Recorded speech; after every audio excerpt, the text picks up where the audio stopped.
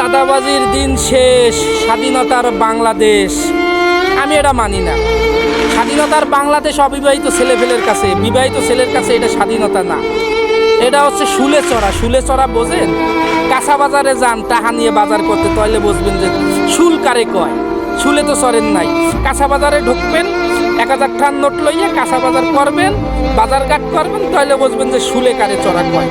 আসলে ময় মুরব্বীরা কইয়ে গেছিল যে বাবা বিয়া করিও না, বিয়া করলে তোমার জীবনে স্বাধীনতা মরে যাবে।